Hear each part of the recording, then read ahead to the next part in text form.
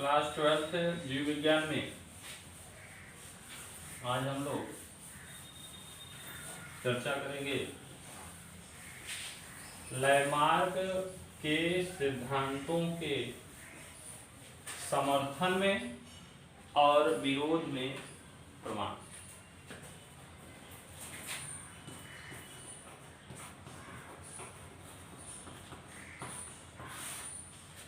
Class 12th जीव विज्ञान में हम लोग देख लेते हैं लैमार्क के समर्थन में प्रमाण और लैमार्क की आलोचना। तो आज का हमारा टॉपिक जो है लैमार्क के समर्थन में प्रमाण। कुछ वैज्ञानिकों ने लैमार्क के समर्थन में कुछ प्रमाण दिए और कुछ वैज्ञानिक इनकी आलोचना की। तो आज हम इसके विषय में चर्चा करेंगे लैमार्क के समर्थन में प्रमाण। तो सबसे पहले लैमार्क के समर्थन में जो प्रमाण देने वाले वैज्ञानिक थे वो थे आपके चूहे पर प्रयोग किया था श्यूमनर ने चूहे पर प्रयोग किया था। सुमनर का प्रयोग। लैमार्क का कहना यह था कि वातावरण का सीधा प्रभाव। लैमार्क ने यह कहा कि कोई भी जीवधारी जिस वातावरण में रहता है उस वातावरण के अनुसार उसका विकास होता है। जैसा वातावरण रहेगा उसके हिसाब से उसका विकास होगा और वैसा उसका नेचर होगा। तो लैमार्क का यह कहना था कि वातावरण का सीधा प्रभाव पड़ता है किसी भी जीवधारी पर। जैसे उदाहरण में लैमार्क ने बताया था कि अंधेरे घर की छिपकली काली होती है जबकि वो अन्य जगहों पर पाई जाने वाली छिपकली जैसे हमारे सैनकच्छ की छिपकली जो होती है वो अपेक्षाकृत मटमैले कलर की होती है। तो हमारे कहने का मतलब ये है कि सुमिलर ने लैमार्क के पक्ष में प्रमाण दिया और बताया कि घर में रहने वाला जो चूहा होता है वह अपेक्षाकृत छोटा होता है और वही खेत में पाया जाने वाला जो चूहा होता है वह इसकी तुलना में घर में पाए जाने वाले चूहे की तुलना में अपेक्षाकृत बड़ा होता है। उसके कान बड़े होते हैं, पूंछ बड़ी होती है। तो लैमार्क का यह तर्क था कि यहाँ का जो परिवेश है, घर का परिवेश है, घर का जो वातावरण है वो अलग है।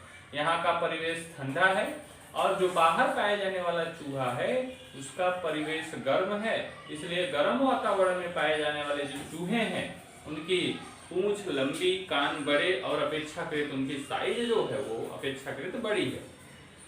किसकी तुलना में? घर में पाए जाने वाले चूहों की तुलना में। तो यह एकदम लैमार्क के पक्ष में यह प्रमाण था।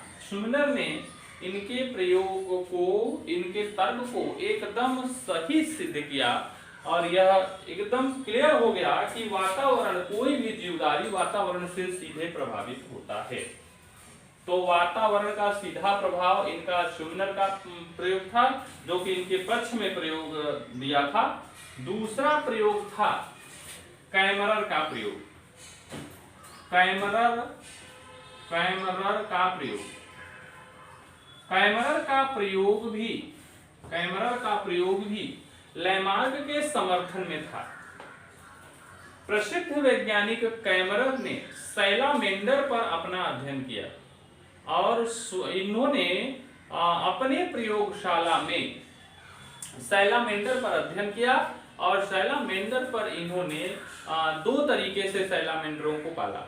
एक प्रकार के सैलामेंडरों को इन्होंने पीले वातावरण में रखा और एक प्रकार के सैलामेंडरों को इन्होंने काले वातावरण में रखा। तो पीले वातावरण में जो सैलामेंडर थे उनका यह तर्क था कि पीले वातावरण में रहने वाले सैलामेंडरों की जो बाह्य त्वचा है यह अपेक्षाकृत अन्य सैलामेंडरों की तुलना में पीली है। तो अब इसी समय जब कैमरन का एक्सपेरिमेंट चल रहा था तो इसी समय अमेरिकी प्रसिद्ध वैज्ञानिक किंग्सले नोबल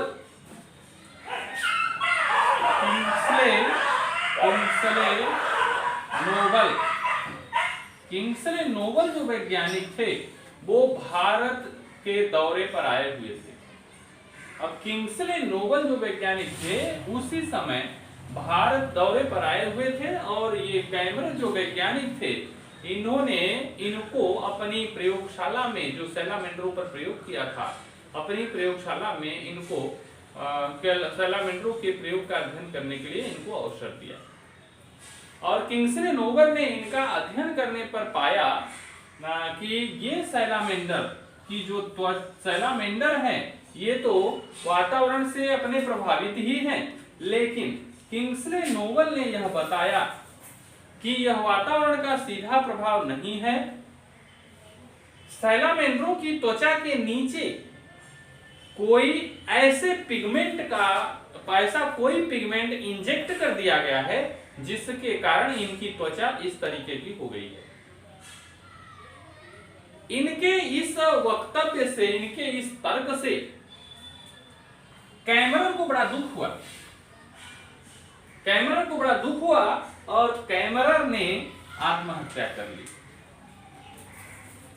कैमरन एकदम सही था। किंग्सले नोबल को यह शंका हुआ कि सैलामेंडरों की त्वचा के नीचे कुछ पिगमेंट इंजेक्ट किया गया है, उन्होंने ऐसा तर्क दिया, लेकिन कैमरन बहुत ईमानदार वैज्ञानिक थे, इनको बड़ा दुख हुआ, आघात पहुंचा, इनको बहुत अत्यधिक हृदय पीड़ा महसूस हुई और इन्होंने आत्महत्या कर ली। तो यहाँ पर लैमार्क के समर्थन में हम लोग पढ़े स्यूनर का प्रयोग और कैमरन का प्रयोग। इसके बाद आलोचना की बात कर लेते हैं। लैमार्क की आलोचना लैमार्क की आलोचना की अगर हम बात करें तो विभिन्न वैज्ञानिकों ने विभिन्न मत दिए और अपने अपने आलोचना को तर्कपूर्ण आलोचना को दिया। तो उसमें देखिए एक तर्क वैज्ञानिकों ने दिया था क्या, इन्होंने लैमार्क की आलोचना में किया था, बोला कि हिंदू पुरुष दाढ़ी बनाकर पूरे जीवन भर, जो पुरुष है पूरे जीवन भर दाढ़ी को बनाता है लेकिन दाढ़ी विहीन पुत्र को वह जन्म नहीं दे पाता है। यानी कहने का मतलब ये है, लैमार्क का कहना था कि बराबर उपार्जित लक्षणों की वंशागति के हिसाब से कई पीढ़ियों के बाद एक नई जाति की उत्पत्ति होती है। उपार्जित लक्षणों की वंशागति के अनुसार उपार्जित लक्षण ये बोले जाएंगे। तो अगर 10 पीढ़ी 12 पीढ़ी 15 पीढ़ी तक अगर कोई पुरुष दाढ़ी बनाए तो एक समय ऐसा आना चाहिए, जैसे उन्होंने जिराफ के उदाहरण में दिया था कि कई पीढ़ियों के बाद एक नई जाति की उत्पत्ति होती है। तो इस ठीक उसी प्रकार उसी उदाहरण के स्वरूप इन्होंने यह तर्क किया कि विगत 10 सालों से 15 सालों से अगर कोई पुरुष दाढ़ी बराबर बना रहा है तो वो उनके जो पुत्र होने चाहिए पीढ़ी दर पीढ़ियों के बाद एक नए लक्षण दिखने चाहिए जिन्हें उपार्जित लक्षण कहते हैं। और अंत में यह निष्कर्ष निकलता है कि पुरुष दाढ़ी विहीन होना चाहिए, लेकिन ऐसा कोई नहीं हुआ। तो इनकी आलोचना ये पहला आलोचना ये था। दूसरी आलोचना में दूसरे वैज्ञानिकों ने यह तर्क दिया कि महिलाओं में नाक और कान छेदने की प्रथा बहुत प्राचीन है। पुरुषों में नाक और कान, महिलाओं में नाक और कान छेदने की प्रथा बहुत पुरानी है और यह कई पीढ़ियों के बाद अकॉर्डिंग टू लैमार्क के अनुसार उपार्जित लक्षण ये भी है। तो जन्म के समय ऐसा कोई भी लड़की नहीं पैदा हुई उत्पन्न हुई जिसके कान और नाक छेदे हुए मिले। तो ये लैमार्क का जो आलोचना थी कि लेकिन लैमार्क के अनुसार ये होना चाहिए था। तीसरी आलोचना में तर्क था कि जो चाइनीज महिलाएं होती हैं उनके जो पैर के पांव होते हैं, पंजे होते हैं पैर के, वो बहुत चौड़े होते हैं। तो वहां पर एक प्रथा है कि लोहे के जूते पहनाए जाते हैं, लोहे के जूते पहनाए जाते हैं, जिससे उनके पैर का जो पंजा है वो ज्यादा फैल ना सके। लेकिन जन्म के समय या जो भी बच्चे जन्म लिए, ऐसा कोई भी प्रमाण देखने को नहीं मिला कि उनके जो पैर का जो पंजा है वह अपेक्षाकृत अन्य महिलाओं की तुलना में और छोटा हो और या सकरा हो, इस तरह का कोई प्रमाण नहीं मिला। तो इस तरह से ये आपका लयमार्क की आलोचना की बरस हुई है। एक बीजमान वैज्ञानिक था, बीजमान जो वैज्ञानिक था उनकी आलोचना में ही था बीजमान का जनन द्रव्य का निरंतरता का सिद्धांत,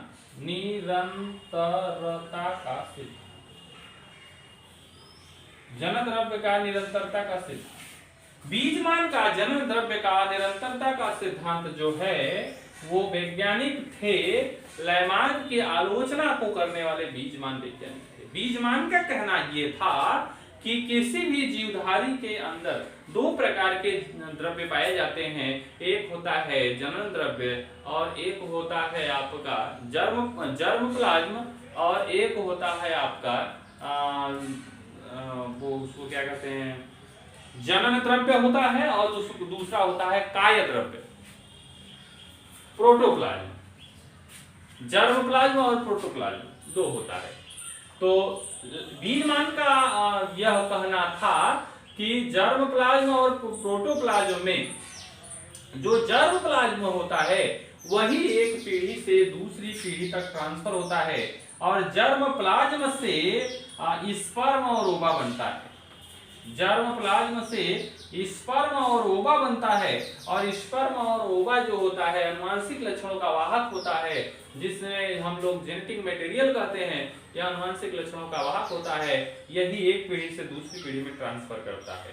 लेकिन जो प्रोटोप्लाज्म होता है वह शरीर के विभिन्न भागों की रचना करता है, और वह आनुवांशिक लक्षणों को एक पीढ़ी से दूसरी पीढ़ी में वंशागत करने के लिए जिम्मेदार नहीं होता है। और किसी भी जीवधारी के अंत तक, जब तक वह मृत्यु को नहीं प्राप्त होता है, तब तक वह प्रोटोप्लाज्म जो होता है वह उसके शरीर के वृद्धि के लिए, शरीर के विभिन्न भागों की वृद्धि के लिए जिम्मेदार होता है। और जो जर्म प्लाज्म होता है वह मृत्यु के बाद, जीवधारी की मृत्यु के बाद ही समाप्त होता है। तो इस तरह से बीजमान का यह तर्क था कि जो भी लक्षण होते हैं वो जनन द्रव्य जो होता है वो मुख्य होता है, और जो सोमैटिक जेनेटिव सेल्स के लिए जिम्मेदार होता है, और जो आपका प्रोटोप्लाज्म जीव द्रव्य होता है वह जो सोमैटिक सेल होती है, सोमैटिक सेल केवल शरीर के विभिन्न अंगों और शरीर की संरचना को प्रदान करता है।